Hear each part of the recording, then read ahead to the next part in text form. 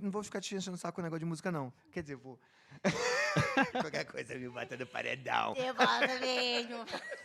Se tu aceitasse agora, Fale, você que lute. Belle. Não, porque tem. O Cartola tem uma música chama O Mundo é um Moinho, que é linda, né? Que eu amo cantar essa música, inclusive.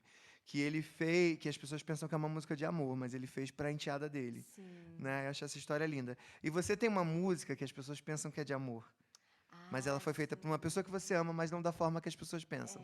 Mas falando do Mundo é um Moinho, é uma música que ele fez, não sabia que era pra enteada, eu achava que era pra filha, que tava entrando pra prostituição. É a enteada que entrou. Quer dizer, a história que eu li era que a enteada, que ele tinha muito carinho por ela e que ele estava com muita pena dela estar decidindo entrar pelo mundo da prostituição, porque ele achava que não era uma coisa boa, mas ela também não tinha muita opção. Era uma coisa meio triste. Mas ele fez a música pensando nisso para ela como uma declaração. E aí as pessoas entenderam como se fosse uma mulher abandonando ele e tal, mas não É era. uma música muito bonita e muito forte. Né? Perdão foi uma onda parecida, assim. Era um momento que eu estava tendo decepção com muitos homens da minha vida em várias áreas. E eu sabia que principalmente era por conta do meu pai, porque meu pai estava 9 meses sem falar comigo, desde que os meus pais tinham se separado, ele saiu assim, agora eu não tenho mais família, não tenho mais filhos, e não me procurou mais. Então eu estava num momento muito conturbado e eu escrevi essa música. Ela é baseada no Ho'oponopono, né? Sinto muito, me perdoe, te amo, sou grata. Por isso que eu falo, eu quem peço perdão, desejo a ti evolução. É uma música que ela era muito baseada nisso, porque ela era um mantra para mim, para eu aprender a perdoar o meu pai e entender que era o processo dele e que eu também não tinha como querer algo do meu pai, como exigir algo do meu pai, sendo que ele teve a evolução dele e as condições dele enquanto o crescimento, enquanto a origem, enquanto a família dele, o berço dele. Então foi um processo muito difícil para mim de entender que ele não era o culpado e que, na verdade, ele também estava me ajudando a amadurecer mais rápido, que era um processo que a gente deveria passar. E no ano seguinte, eu acho que eu escrevi isso no final de 2018, não me lembro. Eu acho que eu escrevi, tipo, outubro de 2018, assim. E aí, quando chegou ali, início de 2019, eu tive uma conversa com meu pai, muito franca, assim, porque ele tem uns defeitos dele, que eu sei que eu também tenho a tendência a puxar, que é não pedir desculpa. Então, a gente teve uma conversa muito sincera, e eu falei assim, você está voltando para a minha vida, mas eu preciso te contar tudo o que aconteceu nesses 9 meses. Porque quando meu pai voltou, ele voltou assim, oi, filha, tô com saudade, e aí? Vamos fazer alguma coisa? Eu, porra, você me bloqueou, tipo assim, caraca, a gente precisa conversar. E aí eu conversei muito com ele, eu falei, olha, eu passei por isso, por isso, por isso, por isso, e tudo que eu contava para ele, ele falava, mas por que você não me procurou? Eu falava, porque você falou isso, né? E aí chegou um momento que eu falei, você tem um defeito que eu tenho medo de puxar de você, que eu me vigi o tempo todo, que é o não pedir desculpa. Eu tô aqui nessa conversa há mais de 2 horas falando, você até agora não pediu desculpa. E aí foi o que ele reconheceu, a gente chorou, se abraçou e tudo. E aí foi um momento que a minha relação com meu pai melhorou muito, porque eu também hoje consigo compreender o meu pai muito como pai e como homem. Eu consigo entender muitas questões da vida dele que eu imagino quanto foram difíceis para ele também. Né? Meu pai tem 2 empregos, e ele é gari e massoterapeuta. Então, meu pai sempre trabalhou em sauna gay, meu pai sempre teve contato muito com esse mundo artístico também. Ele já foi balonista, ele já foi animador de festa, ele já foi dono de casa quando minha mãe trabalhava Querélio, que fora. personagem foda do filme. Esse Sabia que tu ia personagem meter nessa, cara. do filme, Mas meu pai caralho. também passeou por muitas... Gari massagista. Só pra já De cara, assim, né? de cara já é o personagem. Trabalha em sauna gay e varre rua, tipo... E meu pai já passou por muita coisa. E o sonho dele sempre foi ser enfermeiro. Meu pai sempre teve um sonho muito forte, assim, e uma coisa dele Ele não pôde muito estudar. instintiva. Não, meu pai não terminou o ensino médio. E ele teve esse instinto muito forte de cuidar das pessoas. Então, alguém se acidentava na rua, qualquer coisa assim, meu pai estava lá para ajudar, para socorrer. Meu pai sempre teve esse sangue muito frio para isso. E eu lembro de eu tentar ajudar ele e tal, para ele terminar os estudos, mas é uma outra geração, né? Como é que você enfia na cabeça do teu pai, de 40 e poucos anos, pai, não, você pode sonhar assim e tal. É uma realidade muito forte. Ele era provedor da casa. Então, Você ele não também tinha não feito podia se terapia? arriscar. Não, não tinha feito. Antes dessa conversa. Agora você já fez terapia? Agora eu já fiz terapia, faço ainda. E aí esse é um assunto recorrente na terapia, Não, a é uma relação com seu coisa pai, ou já que foi resolvido? hoje já foi bem resolvida mesmo, assim. Era uma questão que essa primeira terapia que eu fiz foi sistêmica familiar. Então era muito forte os pais, era muito forte a ancestralidade, assim, de o problema nunca é seu, o problema é dos seus pais, é 50% do seu pai, Isso é 50% da constelação sua mãe. familiar que chama? Essa? Tem a terapia sistêmica familiar, que ela gira em torno disso, toda Uhum. terapia, toda sessão, ela gira em torno muito dos seus familiares e te prepara para a constelação familiar, que aí você constela um problema. Eu também fiz constelação familiar.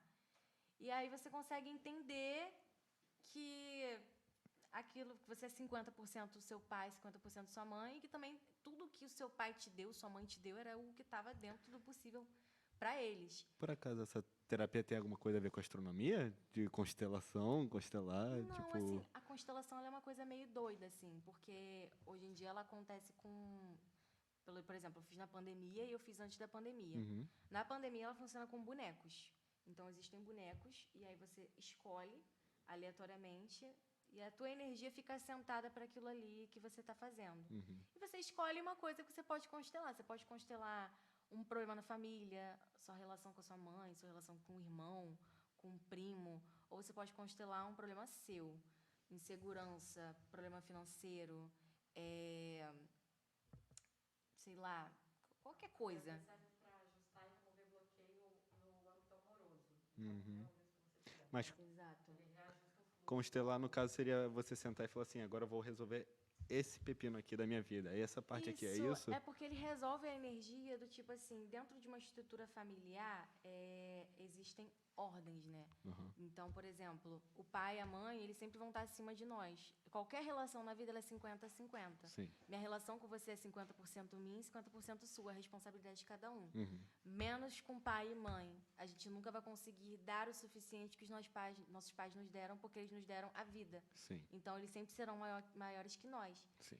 E aí, dentro de uma estrutura familiar, existem os familiares e, às vezes, pode existir um excluído. O que é um membro excluído? É uma pessoa que a gente ignora da nossa família, um filho que foi abortado e aí esse assunto nunca é tocado na família, Uhum. alguém que morreu e a gente não honra, não lembra, a gente exclui. Ou, no meu caso, o membro excluído da minha família era o meu pai, porque a partir do momento que ele parou de falar comigo, eu excluí meu pai, eu não queria mencionar ele, eu rejeitava tudo que vinha do meu pai. Então, ele era um membro excluído. E eu, excluindo 50% de mim, eu estava bloqueando coisas na minha vida. Uhum. Então, a gente trata as energias e a estrutura familiar para que a gente consiga alinhar as coisas. Às vezes, a gente que é filho caçula, está num lugar de mãe, está Sim. num lugar errado dentro da nossa família, como eu e minha mãe, por ter uma relação muito próxima. E a gente ficou morando só as duas juntas, porque minha irmã saiu, foi casar, meu pai, saiu porque se divorciaram. E a gente trocou os papéis várias vezes, de eu ser marido, ela ser esposa, depois eu ser mãe, ela ser filha, até a gente se assentar e eu ser filha do meio, porque minha mãe também sofreu um aborto espontâneo, então energeticamente existiu um filho. E também sou filha do meio do meu pai, porque meu pai também tem um filho, que é o meu irmão por parte de pai, então eu tinha que entrar nessa estrutura. Entende? E é uma coisa muito louca de falar. Não, é muito louco muito e é louco muito de interessante explicar. ao mesmo tempo. Tipo, eu tô aqui fazendo altas teorias já com a minha família. Ah, eu amo terapia. E é muito importante, porque quando a gente descobre que está no lugar errado, que a gente está tendo demandas e responsabilidades que não são nossas, tudo desalinha dentro da família. Porque aí está todo mundo errado. E quando a gente faz a constelação, fica tudo alinhadinho. Então, teu pai, tua mãe, tua avó, teu tio, teu tataravô, fica todo mundo alinhado. Então, o ideal é estar sempre alinhado. É. Mas e se, por acaso, algum membro dessa família não estiver mais presente? Por exemplo, tem que ter o pai, a mãe, Não, o mas você filho do faz meio... energeticamente, né? Isso, ele tem que ser honrado, por exemplo. Entendi, tem que ser Como eu lembrado, disse, né? Esse meu irmão, ele não veio nem a nascer. Uhum. Né? Minha mãe sofreu aborto espontâneo durante acho que os primeiros 3 meses da gravidez. Mas por ela demorar muito para poder trazer isso à tona, assim, e entender que ele também foi uma vida, energeticamente as coisas podem ficar desequilibradas, porque ela teve 3 filhos. Entendi. Como é que você vai explicar, entende isso? Entendi. Um filho que pode... Uma mãe que venha perder um filho, ela tem que honrar ele, mas também entender que ele não está mais presente. mas honrar a vida dele. Não pode excluir esse membro. A partir de Entendi. agora, esse filho morreu, eu não toco mais nesse assunto, eu não sofro mais essa dor. É um membro excluído. Então, é mais da energia mesmo ser assentada. Na minha última constelação familiar, apareceram até primos distantes, assim, que vieram a falecer. É uma coisa muito doida, assim. Tudo pode acontecer Então numa é bem constelação. abrangente, tipo, é família, família mesmo, é tudo, Família, assim. família. Não é o núcleo ali, pai, mãe, filho. Não. Na minha constelação familiar a minha primeira constelação familiar, a família do meu pai, ela tinha tanta demanda energética, era tanto, como é que se diz? Arrependimento, mágoa, muita mágoa de ancestrais, um que pedia mais do outro e não tinham para dar, entende? E nem para receber. Então, primeiro se tratou muito ali, muita mágoa da parte da família do meu pai, que eu não consegui nem para a família da minha mãe. Aham. E ainda tinha muita coisa para resolver. E aí acabou que minha mãe também constelou a relação dela com a minha irmã. E aí foi que apareceu muito o lado da família da minha mãe. E isso dá uma limpeza energética nas gerações e consegue assentar a energia de todo mundo. Tanto que depois da minha constelação familiar, meu pai espontaneamente veio me procurar. E a gente se reaproximou. Então você acha Eu que tipo, acredito. ele se sentiu mais confortável em voltar e. Isso. Porque Entendi. é Mas como ele nem se sabe tivesse... por quê. É como se alguma coisa não, sim, astral, deve ter né? sido um Uma coisa sentimento. energética. Exato. Que curioso. Eu acredito muito, muito, muito, muito, muito. Eu tô fazendo realimento energético, acho muito bom. É Uhum. muito bom. Acho muito bom. Eu recentemente fiz até divórcio energético, filho. Até tudo que tá aí, terapia holística, tudo que você imaginar, eu estou lá. E tô fazendo a cura dos 21 dias, é uma oração de São Miguel. Que, eu tô acreditando também. Tudo que é de Deus, que é de Cristo, eu quero. Que é para perdão, que é para melhorar. E da família, porque chama maldição hereditária, né? Que tem na igreja, fala isso. Então,